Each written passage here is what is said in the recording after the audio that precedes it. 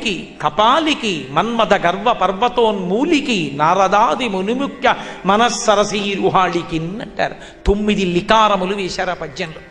9 లికారములంటే లింగస్వరూపాన్ని ఆరాధించి ఇక ఒకటిగా అయిపోవాలి. ఆ ఒకటిలోకి చేరి పూర్ణత్వాన్ని పొందాలి. 9 లికారములతో పద్యరచన చేస్తూ పూర్ణమైన తెలుగు తత్వాన్ని ఆవిష్కరించారు. వాలిన భక్తి మెచ్చద. వాలిన భక్తి అంటే భక్తి వాలుతుందా? కాదు, నేల మీద పడి నమస్కరిస్తున్నాను. ఉరసా శిరసా దృష్ట్వా మనసా వచసా తథా పద్భ్యాం కరాభ్యాం కర్ణాభ్యాం ప్రణామోష్టాంగముచ్యతే. సాష్టాంగ నమస్కారం చేసి పరమశివుడికి స్తోత్రం చేస్తున్నాను. వాలిన భక్తి మెచ్చదన వారిత తాండవకేళికి దయాశాలికి శూలికి శిఖరిజా ముఖపద్మ మయూకమాలికి బాలశశాంఖమౌళికి కపాలికి మన్మథ గర్వ పర్వతోన్మూలికి నారదాది మునిముఖ్య మనస్సరసీరుహాళికిన్. పార్వతీదేవి ముఖమనేటటువంటి పద్మం వికసించేటట్టు చెయ్యగలిగినటువంటి సూర్యబింబమైన వాడికి, నారదాది మునిముఖ్యులు స్తోత్రం చేసేటటువంటి వాడికి, నేనందగాన్నని సంతోషించేటటువంటి మన్మధుని యొక్క గర్వాన్ని పోగొట్టగలిగినంతటి అందగాడైనటువంటి వాడికి, ఆ బాలచంద్రుణ్ణి తలలో ధరించినటువంటి వాడికి, బ్రహ్మ కపాలముల మాల మెడలో వేసుకుని నేను శాశ్వతుండని నిరూపించగలిగినటువంటి వాడికి, అవారిత తాండవకేళికి ఎప్పుడు తాండవం చేసేటటువంటి ఆ మహామూర్తి అయిన పరమశివుడికి సాష్టాంగ నమస్కారం చేస్తున్నానని సరస్వతి మంత్రములలో ఉన్న బీజాక్షరములను సంపుటీకరణం చేసి సరస్వతి అనుగ్రహం కోసం పోతన గారు తెలుగులో ఇచ్చిన అద్భుతమైనటువంటి పద్యం. శారద నీరదెందు ఘనసార పటీర మరాళ మల్లికాహార తుషార ఫేన రజతాచలకాశ ఫణీశ కుందమందార సుధాపయోధిసిత తామర సామర వాహినీ శుభాకారత నొప్పు నిన్ను మది కానగనెన్నడు కల్గు భారతీ అని పిలిచారు. భారతి అంటే కాంతిస్వరూపిణి అయినటువంటి ఓ సరస్వతి, అమ్మా నిన్ను ఎప్పుడు చూస్తానమ్మా అన్నారు. సర్వశుక్లా సరస్వతి, అన్ని తెల్లటి వాటితోటే చెప్పబడుతుంది ఆవిడ. అందుకే శారద నీరదిందు ఘనసార పటీర మరాళ మల్లికాహార తుషార ఫేన రజతాచలకాశ ఫణీశ కుందమందార సుధాపయోధిసిత తామర సామర వాహిని శుభాకారత నొప్పు నిన్ను మది కానగనెన్నడు కల్గు భారతి. అన్నీ తెల్లటివే వేసేశారు. శరత్కాలంలో ఉండేటటువంటి మేఘం, శరత్కాలంలో ఉండేటటువంటి చంద్రబింబం, ఆకాశగంగా జలాలు, అందులో ఉండేటటువంటి తెల్లటి తామర పువ్వు, ఐరావతం తెల్లటి ఏనుగు, ఇటువంటివన్నీ తెల్లనివి మల్లెపూల చెండు, ఇటువంటి వాటివన్నిటినీ వేసి పచ్చకర్పూరం, ఇవన్నీ ఎంత తెల్లగా ఉంటాయో అటువంటి తెల్లనితనం కలిగినటువంటి ఓ తల్లి సరస్వతి నన్ను అనుగ్రహించమ్మా అన్నారు. ఎన్ని ప్రార్థనా శ్లోకాలు చేశారు. పోతన గారి జీవితంలో అద్భుతమైనటువంటి ఘట్టం ఏది అంటే, వారు భాగవతాన్ని ఆంధ్రీకరిస్తున్న రోజుల్లో వారున్న పర్ణశాలలో ఏదో వెక్కుతూ ఏడుస్తున్నటువంటి ఒక స్త్రీ నిలబడినట్టు అనిపించింది. వారు లేచి దీపం పట్టుకుని వెళ్ళి చూశారు. తెల్లటి బట్ట కట్టుకున్న సరస్వతీదేవి నట్టింట నిలబడి ఏడుస్తోంది. ఆ కన్నుల కాటుక కరిగి ఆమె యొక్క తెల్లని పయ్యద మీద పడి ఆ పయ్యద అంతా నల్లగా అయిపోయింది. కాటుక కంటి నీరు చనుకట్టు బయింబడయేల యక్షదో కైటభరాజు మర్దనుని గాదిలి కోడలా ఓ మదంబ ఓ హటక గర్భురాణి నిన్నాకటికిన్ కొని బోజియల కర్ణాటకి రాత కీచకులకున్ అమ్మను త్రిశుద్ధిగా నమ్ము భారతి. పోతన గారు భాగవతాన్ని ఎవరైనా రాజులకు అంకితమిస్తారేమో అని చిన్న అపప్రథ ఏర్పడింది. అమ్మా, ఇటువంటి కావ్యకన్యకని తీసుకెళ్ళి ఆ రాజులకు అంకితం ఇస్తాననుకుంటున్నావా అమ్మా? త్రికరణ శుద్ధిగా చెప్తున్నాను, ఇవ్వనమ్మా, ఏడవకు. కాటుక కంటి నీరు చనుకట్టుపయింబడ ఇలయక్షదో కైటభరాజు మర్దనని గాదిలి కోడవా ఓ మదంబ ఓ హాటక గర్భురాణి ఓ తల్లి నిన్నాకటిగిన్ గొలిపోయి అల కర్ణాటకి రాత కీచకులకు అమ్మను, కర్ణాటక ప్రభువులకు నిన్ను అమ్మనమ్మా, నన్ను నమ్ము త్రికరణ శుద్ధిగా అని బాలరసాలసాల నవ పల్లవ కోమల కావ్యకన్యకన్ కూడులకిచ్చి పడుపు కూడు భుజించుట కంటే హాలికుల్ సత్కవులైననేమి గహనాంతర సీమల కందమూల గౌద్ధాలికులైననేమి నిజదారచుతోదర పోషణార్థమై. అమ్మా, చేసినటువంటి ఈ కావ్యకన్యకని పట్టుకెళ్ళి కూడులకిచ్చి వాళ్ళిచ్చిన పడుపు కూడు తిని బ్రతికేవాణ్ణి కానమ్మా. భగవంతుణ్ణి నమ్ముకున్నవాడు 3 ఎకరాల భూమిని దున్నుకుని వచ్చినతో సంతృప్తిగా బ్రతుకుతాడు తప్ప నిన్ను పట్టుకెళ్ళి ఆ రాజులకి అంకితం ఇస్తాననుకున్నావా? ఇవ్వనమ్మా, రామచంద్ర ప్రభువుకి అంకితం ఇస్తానని చెప్పుకుని ఈ మనుజేశ్వరాధములకిచ్చి పరమ్ములు వాహనంబులను సొమ్ములు కొన్ని పుచ్చుకొని సొక్కి శరీరము వాసి కాలుచే సమ్మెట మాటులంబడక సమ్మతి శ్రీహరికిచ్చే చెప్పే ఈ బంబెరపోతరాజొకడు భాగవతంబు జగద్ధితంబుగన్. ఈ మనుజేశ్వరాధములకిచ్చి ఈ మేము రాజులమని చెప్పుకునేటటువంటి ఈ అధములు ఉన్నారే, వీళ్ళకి తీసుకెళ్ళి ఈ భాగవత గ్రంథాన్ని ఇచ్చి వాళ్ళు ఇచ్చేటటువంటి కానుకలేవో తెచ్చి ఇంట్లో పెట్టుకుంటే రామచంద్ర ప్రభు అనుగ్రహించి నీ చేత భాగవతాన్ని ఆంధ్రీకరింపచేస్తే దాన్ని తీసుకెళ్లి రాజులకు అమ్ముకుని కానుకలు తెచ్చుకున్న దుర్మార్గుడా అని నా శరీరం పడిపోయిన తర్వాత యమధర్మరాజు గారి భటులు వచ్చి కొరడాలు పెట్టి కొడితే దెబ్బలు తినడానికి సిద్ధంగా లేడి బమ్మెర పోతరాజు. త్రికరణ శుద్ధిగా ఈ భాగవతాన్ని రామచంద్రమూర్తికి అంకితం ఇస్తున్నాను సుమా అని చెప్పుకున్నటువంటి పరమభక్తి తత్పరుడు పోతన గారు. అంతటి మహానుభావుడు. అటువంటి పోతన గారు భాగవతాన్ని ఆంధ్రీకరించారు. ఇవాళ భీష్మేకాదశి కదూ. భీష్ముడు అంపశయ్య మీద పడుకునున్నాడు. ఉత్తరాయణ పుణ్యకాలం ప్రవేశించింది.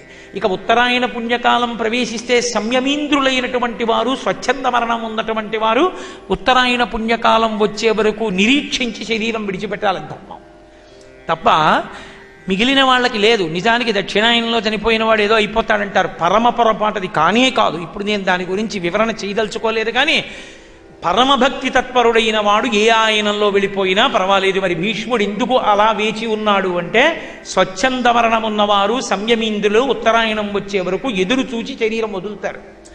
ఆ ధర్మాన్ని పాటించాడు. అందుకు ఆచార్యుడయ్యాడు ఆయన. ఆచార్య అంటే ధర్మమును అనుష్ఠించి చూపినవాడు, అంతేగాని ఏదో పెద్ద కాలేజీలో పాఠాలు చెప్పుకుంటున్నవాడని నేను వినలేదు. ఆచార్య అన్న శబ్దం ఎవరికి అన్వయం అవుతుంది అంటే ధర్మమును ఆచరించిన వాడెవరో ఆయన ఆచార్య. భీష్ముడు ఆచార్య, ద్రోణుడు ఆచార్య, కృపుడు ఆచార్య. ఆచార్య అంటే వాళ్ళు ధర్మమును అనుష్ఠించారు. ఈ ధర్మాన్ని కూడా అంత చక్కగాను అనుష్ఠించాడు. ఉత్తరాయణ పుణ్యకాలం ప్రవేశించింది. కృష్ణ భగవానుడు ధర్మరాజాదులను తీసుకుని భీష్మాచార్యుల వారి దగ్గరికి వెళ్ళాడు.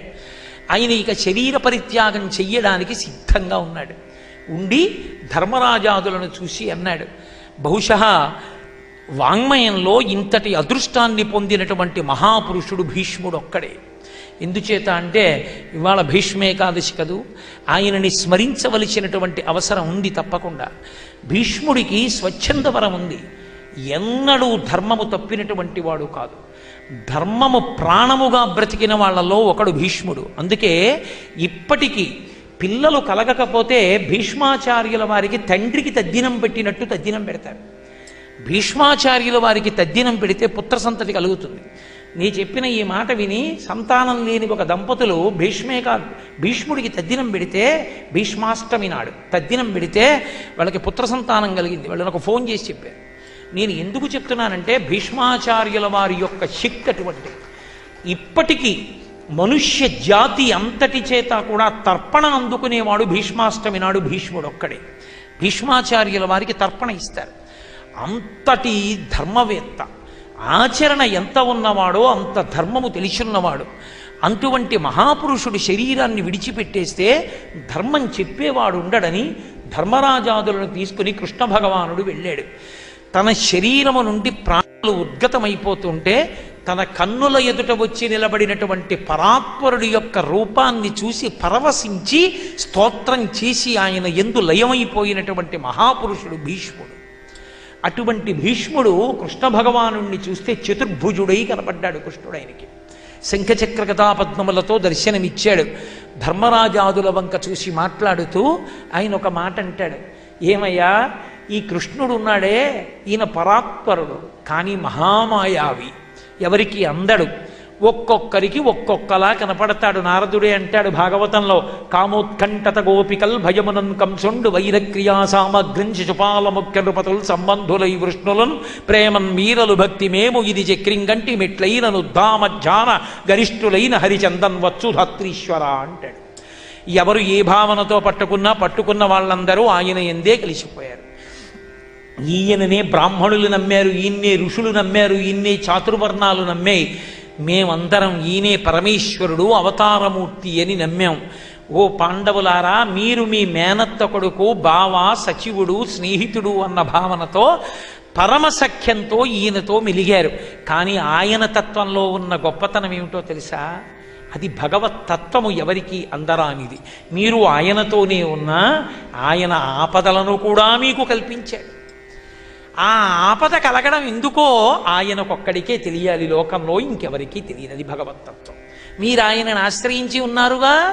రాజట ధర్మజుండు సురరాజసుతుండట ధన్వి, శత్రవోద్వేజకమైన గాంధీవము విల్లుయట, సారథి సర్వభద్ర సంయోజకుడైన కృష్ణుడట, ఉగ్రగదాధరుండు భీముడయ్యాజికి తోడువచ్చునట, ఆపద కల్గుటకేమి చోద్యమో. ఏమయ్యా, ఉపపాండవులు 5 చచ్చిపోయారా? రాజ్య భ్రష్టత్వం వచ్చిందా? అరణ్యవాసం చేశారా? అజ్ఞాతవాసం చేశారా? ఇన్ని కష్టాలు వచ్చాయా ఆయన్ని నమ్ముకుని ఉండగా? అలా కష్టాలు మీకు వచ్చేటట్టు చేసి మీకు ఏ అభ్యున్నతి ఇచ్చాడో ఆయనకే తెలియాలి.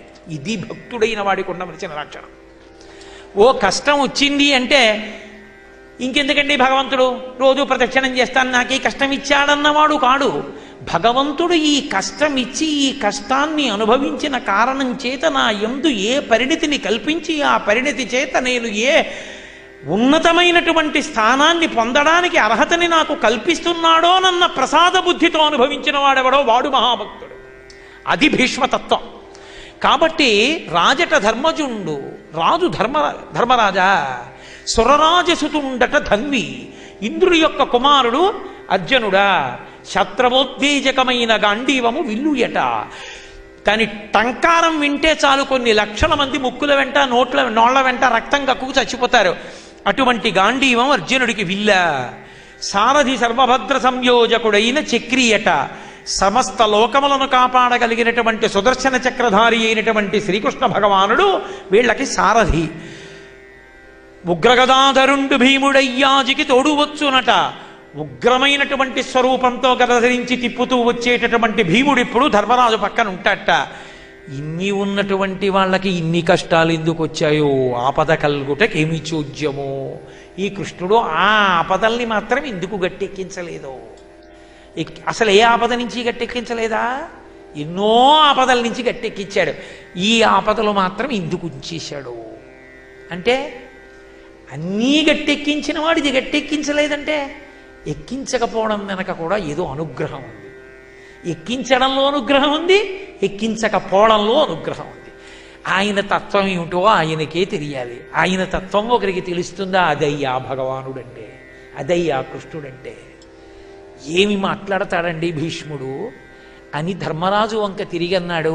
భీష్మాచార్యుల వారి జీవితంలో భీష్మాచార్యుల వారికి కురుపాండవుల యందు, పాండవులు అనక్కర్లేదు నిజానికి అందరూ కురుసంతతే, కానీ ఎన్ని వేల మందితోటో అనుబంధం ఉన్నా భీష్ముడు శరతల్పగతుడైన తరువాత ప్రాణోత్క్రమణమయ్యే ముందు కృష్ణ భగవానుడు ఎదురుగుండా ఉండగా స్మరించిన ఏకైక వ్యక్తి కుంతీదేవి. కుంతీదేవిని గురించి మాట్లాడాడు. ఎంతటి మహాతల్లయ్యా మీ తల్లి కుంతీదేవి, అటువంటి ఆడది ఉంటుందా లోకంలో? ఇన్ని కష్టాలు పడిందయా. పాండు మహారాజు శరీరాన్ని విడిచిపెట్టినప్పటి నుంచి నా బిడ్డలు వీళ్ళని వృద్ధిలోకి తేవాలని ఎన్ని కష్టాలు పడింది. అసలు కష్టాలు అనుభవించడానికే మీ అమ్మ పుట్టిందేమో. ఎంత గొప్పదయా కుంతి అన్నాడు. మహాభారతంలో అంపశయ్య మీద ఉండగా ప్రాణోత్క్రమణం అయ్యే ముందు కృష్ణ భగవాను స్తోత్రం చేసే ముందు భీష్మాచార్యుల వారు స్మరించి కితాబునిచ్చిన ఏకైక వ్యక్తి కుంతీదేవి. ఆవిడలాంటి ఓర్పు కలిగిన తల్లి, ఆవిడలాంటి అసూయ లేని తల్లి, తోడికోడల బిడ్డల్ని కూడా తన బిడ్డల్లా పెంచగలిగినటువంటి తల్లి, అంతటి పరిణతి, అంతటి ఓర్పు, అంతటి విజ్ఞత, అంతటి త్యాగం, అంతటి భక్తి, అంతటి వైరాగ్యం ఉన్న వ్యక్తి మీకు భారతంలో ఇంకొకరు కనపడరు. అందుకే భీష్ముడి చేత స్మరింపబడింది.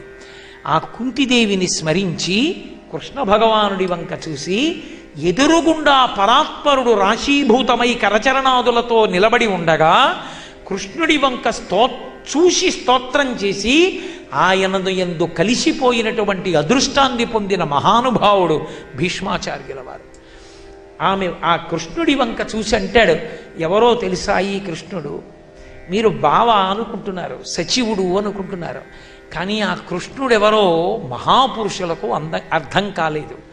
శిశుపాల వధ చేసి ధర్మరాజు సభామంటపంలో అగ్రపూజను అందుకున్నటువంటి కృష్ణ తత్వము నా హృదయములో ప్రకాశిస్తోంది ఇంకా అంటాడు. ఆ సభలో మహాభారతంలో సభాపర్వంలో భీష్మాచార్యుల వారే ప్రధాన ప్రసంగం చేస్తాడు. ఆ కృష్ణతత్వం నా మనసులో మిదులుతోంది. ఇంత గొప్పవాడు ఋషులకు అర్థము కానటువంటి వాడు ఎంత కిందకి దిగొస్తాడో తెలుసా, ఎంత ఆదుకుంటాడో తెలుసా. త్రిజగన్మోహన నీలకంతి తను విద్దీపింప ప్రాభాత నీరజబంధు ప్రభమైన చేలముపయిన్ రంజిల్ల నీలాలక వ్రజ సంయుక్త ముఖారవిందమతి సేవ్యంబై విజృంభింప మా విజయుంచేరెడు వన్నకాడు మది నావేశించు నెల్లప్పుడు. భీష్ముడంతటి మహానుభావుడు కోరుకున్న కోరికే.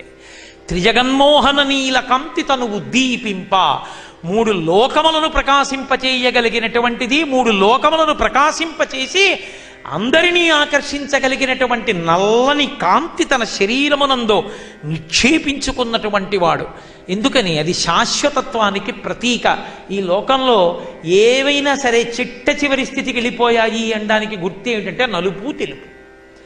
ఒకటి చిట్ట చివరి స్థితికి వెళ్ళిపోయిందంటే బొగ్గు. బొగ్గే వజ్రం. వజ్రం మనకు బొగ్గుకి బ్లాక్ డైమండ్ అని పేరు. అందుకే నల్ల వజ్రం అని పేరు. వజ్రం వజ్రేన అభినయేత్. వజ్రం వజ్రానికి బదలవుతుంది తప్ప వజ్రం ఇంకో దానికి బదలు కాదు. బొగ్గు వజ్రం అని పేరు. నల్లగా అయిపోయింది అంటే ఇంకా శాశ్వతత్వానికి వచ్చింది. ఖాళీ బొగ్గు అయిపోయిందండి అంటే అయిపోయింది, చిట్ట చివరి స్థితి. ఇంకా అది ఇంకేం అవదు. శాశ్వతత్వానికి నల్లతనం ప్రతీక. కరడుగట్టిన నల్లతనం కాదు, మేఘంలో ఉండేటటువంటి చల్లతనంతో కూడిన నల్లతనం. అంటే ఆకర్షణ శక్తి, అనుగ్రహ శక్తి రెండూ కలిసి మూర్తీభవించిన స్వరూపం కృష్ణతత్వం. కాబట్టి అది ఇంకా బూజి అయిపోయి తెల్లగా అయిపోతే పరమశివుడు, తెల్లటి బూది శివుడు, నల్లటి బొగ్గు విష్ణువు. రెండూ శాశ్వతత్వానికి ప్రతీకలు. అంతేగాని ఆ నలుపు ఆ తెలుపు 2 వర్ణాలు పెట్టి కొట్టుకుని దెబ్బలాడుకోమని కాదు. కాబట్టి త్రిజగన్మోహన నీలకంతి తను ఉద్దీపింప ప్రాభాత నీరజబంధు ప్రభమైన చేలముపయిన్ రంజిల్లా. ఇది సాకారోపాసనం అంటే. కృష్ణ భగవానుడి యొక్క సాకారమైనటువంటి స్వరూపాన్ని భీష్మాచార్యుల వారి యొక్క మనసు మీద ఎంత ముద్ర వేసుకున్నాడంటే ప్రాభాత నీరజబంధు ప్రభమైన చేలముపయిన్ రంజిల్లా. చిత్రం ఏమిటంటే భీష్మాచార్యుల వారిది శరీరమే కదండి, ఎంత మహానుభావుడైనా. ఇన్ని బాణములతో కొట్టేస్తే ఆయన మంచం మీద పడుకోలేదు. ఆ కొట్టేసినటువంటి బాణముల పరంజా మీద పడుకున్నాడు. అవి అంగుళం దిగుతూ ఉండవు బరువుకి. ఎంత నెత్తురు కారుతుంటుంది, ఎంత నిప్పి భరించాడు ధర్మం కోసం. ఉత్తరాయణం వస్తే తప్ప స్వచ్ఛంద మరణం ఉన్నవాడు వదలకూడదు. దానికోసం ఆ నిప్పి భరిస్తూ అలాగే ఉన్నాడు. చిత్రం ఏమిటంటే కృష్ణ భగవానుని యొక్క స్తోత్రము చేయడంలో ఆ నిప్పి మరిచిపోయాడు. అది భక్తులకు ఉండే లక్షణం. భగవత్ కథాశ్రవణమునందు భగవంతుని స్తోత్రము చేయుటయందు శరీర బాధ విస్మరింపబడుతుంది. పొంగిపోతూ అంటున్నాడు, ప్రాభాత నీరజబంధు ప్రభమైన చేలముపయిన్ రంజిల్లా. ప్రభాత కాలంలో ఉండేటటువంటి సూర్యబింబం ఎటువంటి రంగుతో ఉంటుందో ఎర్రగా ఉదయించి బంగారు వర్ణంలోకి తిరిగిపోతుంది సూర్యబింబం. మీరు ఎప్పుడైనా సముద్రం ఉన్నటువంటి పట్టణాల దగ్గరికి వెళ్ళి సూర్యబింబాన్ని ఉదయించడం చూస్తే మొట్టమొదట అరుణారుణ కాంతులతో ప్రారంభమై విశాఖపట్నంలో ఒడ్డున కూర్చుంటే కనబడుతుంది. సముద్రంలోంచి ఎర్రటి బింబం వచ్చి సముద్రం అంతా ఎర్రటి కాంతి పడి పశ్చిమ దిక్కు వరకు పడుతుంది. ఆ ఎర్ర కాంతి కొద్ది నిమిషాల్లో మారిపోయి నారింజ రంగులోకి మారిపోతుంది బింబం. అలా నారింజ రంగులోకి మారిపోయిన బింబం తర్వాత ఇంకా దుర్నిరీక్షం, కళ్ళతో చూడడానికి వీలు కాని రూపాన్ని పొందుతుంది. ఈ మార్పు ఎంతసేపు జరుగుతుందో ఆదిత్య హృదయం జరగడానికి అంతేసేపు పడుతుంది. వాల్మీకి మహర్షి అలా లెక్క కట్టించారు ఆదిత్య హృదయాన్ని. కాబట్టి ఆ నారింజ పండు రంగులో ఉన్నటువంటి బంగారు వర్ణంలో ఉన్నటువంటి సూర్యబింబం ఎటువంటి కాంతితో ఉంటుందో అటువంటి కాంతి కలిగినటువంటి ఉత్తరీయము ధరించినటువంటి కృష్ణ భగవానుడు. అంటే ఏదో నీలతో గిద మధ్యస్థ విద్యుల్లేకే భువాస్వర అంటామే, అలా నీలమేఘ సంకాశమైనటువంటి దేహము, పచ్చని ఉత్తరీయము. అలా మహానుభావుడు ప్రాభాత నీరజబంధు ప్రభమైన చేలముపయిన్ రంజిల్ల నీలాలక వ్రజ సంయుక్త ముఖారవిందమతి సేవ్యంబై విజృంభింప. ఆ నల్లని ముంగురులు ఇలా నుదుటి నిండా పడిపోతే ఇలా కూడా అనుకోకుండా. ఎందుకని? ఒక చేతిలో పగ్గాలున్నాయి, ఒక చేతిలో కొరడా ఉంది, వెనక తనని నమ్ముకున్నవాడు ఉన్నాడు. తన సోకు చూసుకుంటూ ముంగురులన్నీ సర్దుకుంటూ కూర్చుంటే రథం ఎటు వెళ్ళాలి? అందుకని ముంగురులు కూడా తోసుకోకుండా పగ్గాలు పట్టుకుని చేతిలో కొరడా పట్టుకుని రథాన్ని నడుపుతున్నటువంటి ఆ కార్యక్రమమునందు మగ్నమైపోయి అర్జునుణ్ణి రక్షిస్తున్నటువంటి ఆ కృష్ణ భగవానుని యొక్క ముఖారవిందము నా మనసులో కనపడుతోంది. యుద్ధ భూమిలో ఉన్నది. ఇలా ప్రశాంతంగా ఉన్నవాడు వాడు ఎంత దిగొచ్చినవాడు భక్తుడి కోసం, నమ్ముకున్న అర్జునుడి కోసం. ముఖారవిందమతి సేవ్యంబై విజృంభింప మా విజయుంచేరుడు వన్యకాడు మా విజయుంచేరుడు. ఇదో మా రాఘవేంద్రరావు అన్నట్టు మా విజయుంచేరుడు. మా విజయుడంటే ఆప్యాయత, ధర్మం అటువైపు ఉంది, భగవంతుడు అటువైపు ఉన్నాడు. మా అర్జునుణ్ణి రక్షించుకోవాలని అంటే కృష్ణుని యందు అంత భక్తి తత్పరుడు కాబట్టి ఆయన్ని రక్షించడానికి అంత కష్టపడ్డవాడు. భక్తుల కోసం అంత దిగొచ్చేవాడు ఉన్నాడే. అర్థం కానితనం ఒక హద్దు అయితే ఇంత దిగి రావడం ఒక హద్దు. ఈ దిగొచ్చేసిన హద్దుని ప్రస్తుతి చేస్తున్నాడు. ప్రస్తుతి చేస్తూ మా విజయుంచేరుడు వన్యకాడు మదిని ఆవేశించు నెల్లప్పుడు, ఎల్లప్పుడూ కూడా నా మదిని అటువంటి కృష్ణ భగవానుడు ఆవేశించి ఉండుగాక. ఒక క్షణం పట్టుకోవడం, ఒక క్షణం విడిచిపెట్టడం కాదు. అబ్బబ్బబ్బా, ఆ సౌలభ్యంతో కూడుకున్న ఆ రూపం ఉందే, అది నా మనసు మీద ముద్రపడి ఎప్పుడు దానినే నేను ధ్యానించినటువంటి కారణము చేత ఆ రూపము నుండి స్రవించేటటువంటి మందార మకరంద పానము చేత నా మనసు మత్తికి ఎన్నడూ దాని ఎందు విహరిస్తూ ఉండుగాక.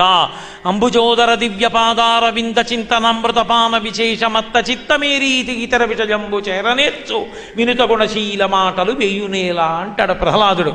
అటువంటి స్థితిని అనుభవించుగాక అని హయరింకాముఖధూళి ధూసర పరిన్యస్తాలకోపేతమై రయజాత శ్రమతోయ బిందుయుతమై రంజిల్లు నిమ్మోముతో జయము పర్ధునకిచ్చు వెట్కనని నా శస్త్రాహుతించాల నొచ్చిలు బోరించు మహానుభావు మదిలో చింతింతున శ్రాంతమును. ఎంత కిందకి దిగొచ్చేస్తాడో చెప్తున్నాడు భీష్ముడు. హయరింకాముఖధూళి ధూసర పరిన్యస్తాలకోపేతమై ఆయన రథం మీద సారథ్యం చేస్తూ వెడుతుంటే గనక అర్జునుడు యుద్ధం చేస్తుంటే ఆ రథాన్ని జాగ్రత్తగా తప్పిస్తూ అర్జునుడికి ఇబ్బంది రాకుండా అర్జునుడు ఎవరితో యుద్ధం చెయ్యాలనుకుంటున్నాడో వాళ్ళ ముందు రథాన్ని తీసుకెళ్లి నిలబెట్టేటటువంటి ప్రక్రియ యందు ఎక్కడా వైక్లభ్యాన్ని పొందకుండా రథాన్ని తోలుతున్న ప్రక్రియ యందు మగ్నుడై ఉండగా ఎదురుగుండా వెడుతున్నటువంటి గుర్రముల యొక్క డెక్కల నుండి పైకి లేచినటువంటి ధూళి చెమట పట్టిన ఆయన నుదుటి మీద అట్టకట్టి ఉండగా పరిన్యస్తాలకోపేతమై రేజాత శ్రమతోయు బిందుయుతమై రంజిల్లు నిమ్మోముతో జయమం పార్థునికిచ్చు వెట్కనని, జయం పార్థుడికి ఇప్పించాలని తనని నమ్ముకున్నవాడని పార్థసారథి అని పేరు పెట్టుకుని లోపల కూర్చున్నవాడిని కొట్టే ముందు సారథిని కొట్టాలి కాబట్టి ఆయన భగవానుడని తెలిసిన్నప్పటికీ నేను అనేకమైన అస్త్రములతో కొడితే ఆయన ఒంటికి దెబ్బలు తగిలితే దెబ్బల చేత ఆయన ఒళ్ళంతా పూచిన మోదుగు చెట్టులా ఉన్నా లోపల కూర్చున్న తన భక్తుణ్ణి రక్షించుకోవడం కోసమని ఇంత పరిశ్రమించిన కృష్ణుడు నా మనసును ఎల్ల కాలముల యందు ఆవేశించి ఉంటాడు. ఇంత దిగొచ్చేవాడు కదయా. తనకున్ భృత్యుడు వీనికాచుట మహాధర్మంబు ఉమ్మంచు పగ్గములన్ సజ్జోగంబునన్ పట్టుచున్ మునికోలన్ ఘోటకములన్ మోదించి తాడించుచున్ జనులన్ మోహమునందజేయు పరమోత్సాహం ప్రశంసించదన్. తనకున్ భృత్యుడు వీనికాచుట మహాధర్మంబు ఉమ్మంచు. నా భృత్యుడే ఆవిడు, నా సేవకుడు. అర్జునుడు తెల్లవారి లేస్తే బావా బావా బావా అని నా వెంట తిరుగుతూ ఉంటాడు. వాడిని రక్షించుకోవద్దు, అది నాకు పరమధర్మం అని ఒక చేత్తో పగ్గాలు పట్టుకుని ఆయన కర్మ ఒక రథానికి సారథ్యం చేయడం, ఒక చేత్తో పగ్గాలు పట్టుకుని ఒక చేత్తో కొరడా పట్టుకుని ఘోటకములను మోదించి తాడించుచున్ ఆ గుర్రాల్ని ఇలా ఇలా కొడుతూ ఏదైనా ఒక పని చెయ్యాలి అంటే అది తనకి ప్రధాన విద్య అయి ఉండాలి. కృష్ణుడికి పశుపోషణం, గోపాల బాలుడైన ఆయనకి రథసారథ్యం చేయవలసిన అవసరం లేదు. మహాభారత కాలంలో అది తమకు అవసరం కాకపోయినప్పటికీ సారథ్యాన్ని విలాస విద్యగా స్వీకరించి, హాబీగా విలాస విద్యగా స్వీకరించి అటువంటి సారథులు లేరనిపించుకున్న మహానుభావులు ఇద్దరే ఉన్నారు. ఒకడు కృష్ణ భగవానుడు, వేరొకడు సైంధవుడు. సైంధవుడు అంత గొప్పవాడే, శల్యుడు అంత గొప్పవాడే, కృష్ణ భగవానుడు అంత గొప్పవాడే సారథ్యంలో. సారథ్యంలో అంతటి నిష్ణాతుడైనటువంటి కృష్ణుడు అర్జునుడికి సారథ్యం వహించాడు. శల్యుడు సారథ్య శక్తి ఉన్నప్పటికీ పొగట్టలకి లొంగిపోయి తాను పాడయ్యాడు, తనని నమ్ముకున్న వాళ్ళని పాడు చేసేశాడు. కాబట్టి అటువంటి కృష్ణుడు విలాస విద్యగా నేర్చుకున్నటువంటి దాన్ని యుద్ధంలో నే సారథ్యం చేయడం ఏమిటా, అది నా పనికి తగుతుందా అనకుండా, వీడు నా భృత్యుడు, వీడిని రక్షించుకోవాలని తాను సారథ్యం చేసి ఒక చేత్తో పగ్గాలు పట్టుకుని ఓ చేత్తో కొరడా పట్టుకుని విలాసంగా ఇలా ఇలా తోలుతుంటే ఆయన యొక్క త్రిజగన్మోహనమూర్తిని చూసి అందరూ ఆశ్చర్యపోతూ ఆకర్షింపబడి ఆనందింపబడి పడిపోయేటట్లు చేసినటువంటి పరమోత్సాహం ప్రశంసించదను. ఆ రూపాన్ని ప్రశంసించకుండా ఎలా ఉండగలను? తనవారి సంపదాలక వెనకకపోనిచ్చగించు విజయుని శంకన్ ఘనయోగ విద్య బాపిన మునివంజుని పాదభక్తి మొనయును నాకు.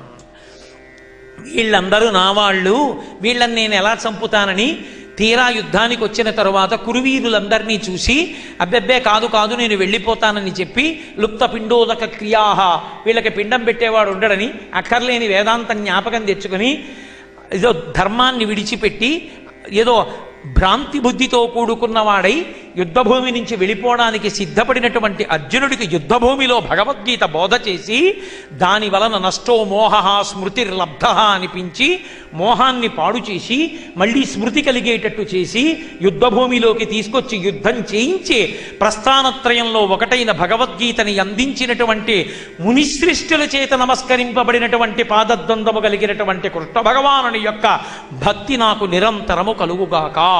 ఇది భీష్మాచార్యుల వారు కోరుకుని ఒక సూర్యుండు సమస్త జీవులకు తానొక్కొక్కడైతో చపోలిక జే దేవుడు సర్వకాలము మహాలీలన్ నిజోత్పన్న కదంబముల హృత్ సరోరుహములను నానా విధానోరూపకుడైతో చువట్టి హరినే ప్రార్థింతు నశ్రాంతమున్.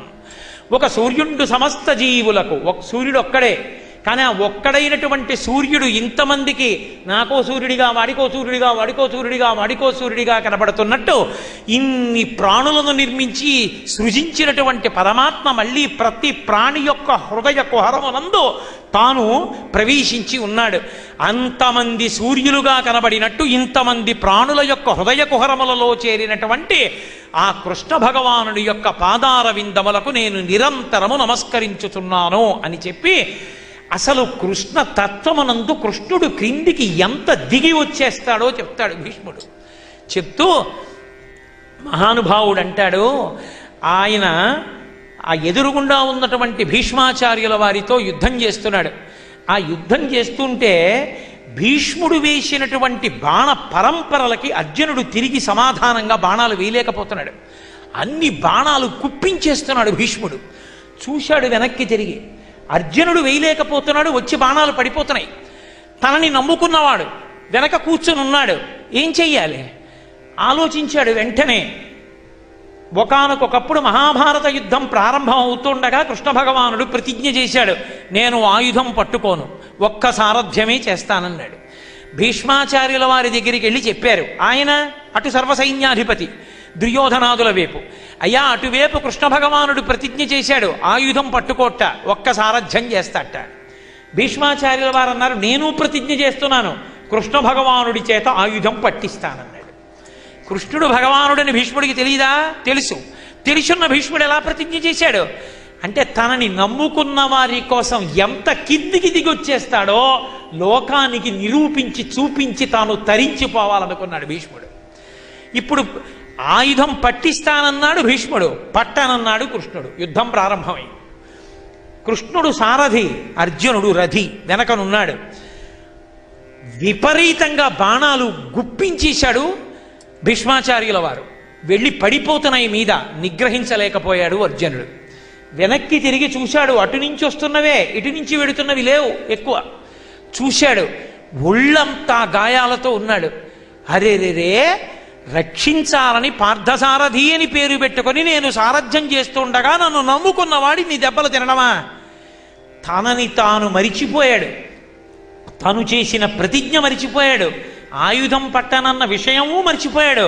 కుప్పించి ఎగసిన కుండలం బులకాంతి గగన భాగం బెల్ల కప్పి కొనగా ఉరికిన నోర్వక నుదరంబులో నున్న జగముల వ్రేగున జగతి కదుల చక్రంబు చేబట్టి చనుదించురయమున పైనున్న పచ్చని పటముజార నమ్మితి నాలావునగుబాటు చేయకు మన్నింపుమని క్రీడి మరల దిగువ కరికి లంఘించు సింహంబు కరణి మెరసి నేడు భీష్ముని చంపుదు నిన్ను కాతు విడువు మర్జున యటంచు మధ్య శిఖవృష్టి తెరలి చనుదించు దేవుండు దిక్కునాకు అని ఇప్పుడు అంపశయ్య మీద పడుకుని చెప్తున్నాడు.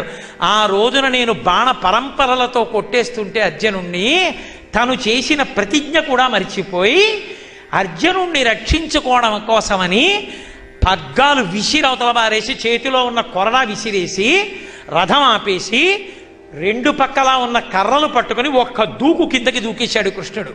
ఆ దూకేస్తే కుప్పించి ఎగసిన, అది కూడా మామూలుగా ఏదో రథం దిగడం వేరు, ఒక్కసారి రథంలోంచి రెండు కాళ్లతో ఒక్కసారి దూకాడు. దూకితే ఆయన రెండు కుండలములు ఇలా ఊగాయి. ఆ కుండలములు ఊగితే ఆకాశమంతా వాటి కాంతితో కప్పాయి. కుప్పించి ఎగసిన కుండలంబుల కాంతి గగన భాగం బెల్ల కప్పి కొనగా ఉరికిన నోర్వక నుదరంబులో నున్న జగముల వ్రేగున జగతి కదుల. ఒక్క భువనభాండమా ఇన్నున్నాయో ఆయన బొజ్జలో ఒక్కసారి దూకేటప్పటికి కడుపులో ఉన్నటువంటి బ్రహ్మాండములన్నీ కదిలిపోయేటట్టుగా దూకి చక్రంబు చేబట్టి చనుదించురయమున పైనున్న పచ్చని పటముజార. నిలబడిన వాడు అక్కడి నుంచి చక్రం వేసేయలేడేంటి అంటే అంత కోపం, తనని నమ్ముకున్నవాడిని కొట్టాడని కిందకి దూకేసి ఇలా అని చేత్తో సుదర్శన చక్రం పట్టుకుని పరిగెత్తుకుంటూ భీష్మాచార్యుల వారి మీదకి వచ్చేసి, అంటే చక్రం పరిగెత్తదా అంటే చక్రం వెళ్ళేటంతసేపు కూడా ఓర్చలేకపోయాడు. చంపేస్తాను భీష్మ, ఏమనుకుంటున్నావో అని పరిగెత్తుకుంటూ వచ్చేస్తుంటే పైన కప్పుకున్న బంగారు రంగు ఉత్తరీయం జారి నేల మీద పడిపోతే అప్పటిదాకా యుద్ధం చేస్తున్న అర్జునుడు తెల్లబోయి, అర్జునుడికి చేత కాకపోతే కృష్ణుడు ఆయుధం పట్టుకుని భీష్ముడిని చంపాడని చెప్పుకుంటుంది. ఇంతకన్నా అన్యాయం ఇంకోటి ఉంటుందా బావా, నా కీర్తి ఏమైపోతుందని అర్జునుడు కూడా దూకేసి అంత ఆవేశంలో ఉన్న కృష్ణుణ్ణి ఆపలేక నమ్మితి నాలావునగుబాటు చేయకు మన్నింపుమని క్రీడి మరల దిగువ. బావా రేపు పొద్దున్న లోకం నేను బాణాలు వేయలేకపోతే నువ్వు చంపేశావు అంటుంది బావా, నాకు అపకీర్తి బావా, ఆయుధం పట్టక బావా, చక్రం వదిలే బావా, వెనక్కి వచ్చే బావా, సారథ్యం చేయి బావా అని అర్జునుడు బతిమాలుతుంటే చక్రంబు చేబట్టి చనుదించురయమున పైనున్న పచ్చని పటముజార నమ్మితి నాలావునగుబాటు చేయకు మన్నింపుమని క్రీడి మరల దిగువ కరికి లంఘించు సింహంబు కరణి మెరసి నేడు భీష్ముని చంపుదు నిన్ను కాతు.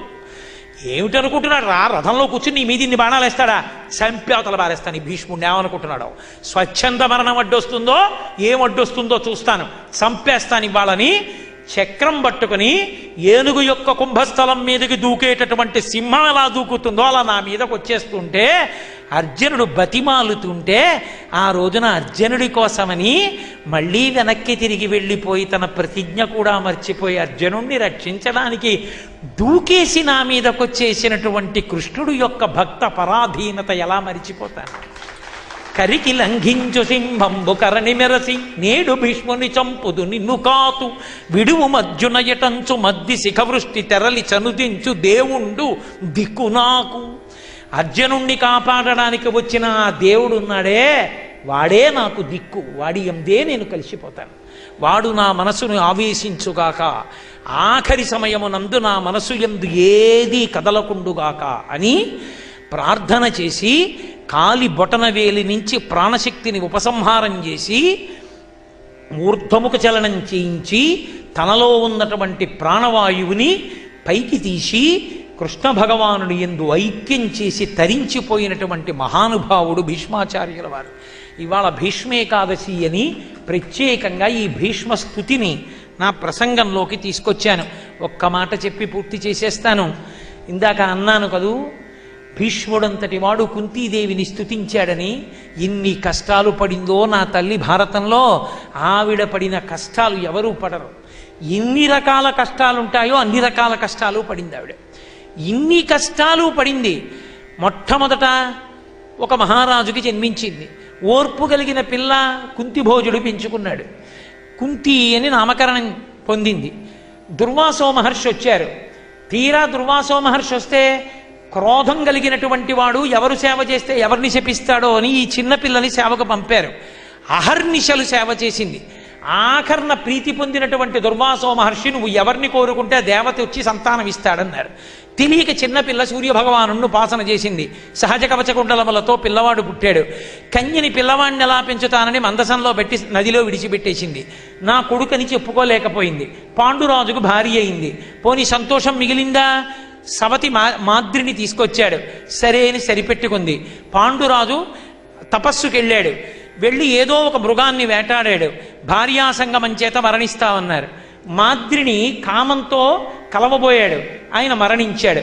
మరణించడానికి ముందు పుత్ర సంతానం లేకపోతే ప్రమాదమని కుంతీదేవిని, నీకు వరాలున్నాయి కదా, దేవతల్ని ఉపాసన చేయమంటే ఆవిడ ధర్మరాజుని, భీముణ్ణి, అర్జునుణ్ణి కంది. పోన్లే ఇద్దరు భార్యల్లో సంతానం ఉన్నదాన్ని నేనే అని పోని తృప్తి పడదామంటే ఆ మంత్రం మాద్రికి చెప్పమన్నాడు. మాద్రికి మంత్రం చెప్పింది ఆవిడ నకుల సహదేవుల్ని కంది. పాండురాజు మాద్రిని చూడడం వల్ల చనిపోయాడు. మాద్రి, నేను ఈ పిల్లల్ని పెంచలేను, నేను సాగమనం చేస్తాను, నువ్వు పెంచండి. కష్టపడి పిల్లల్ని పెంచి పెద్ద చేసింది.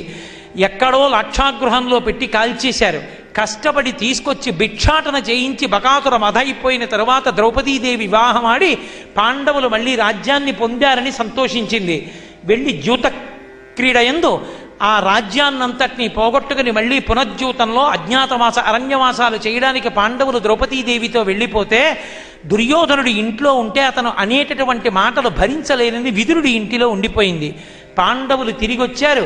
తిరిగి వచ్చిన తరువాత రాజ్యానికి పట్టాభిషేకం అవుతుందనుకుంటే మహాభారత యుద్ధం ముందు జరగాలి.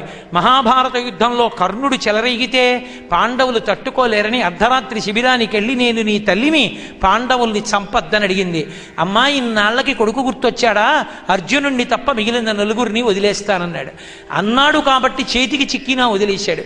వదిలేసిన కారణానికి అర్జునుడి చేతిలో చనిపోయాడు. తీరా చనిపోయాడు. ధర్మరాజుకు పట్టాభిషేకం అయింది.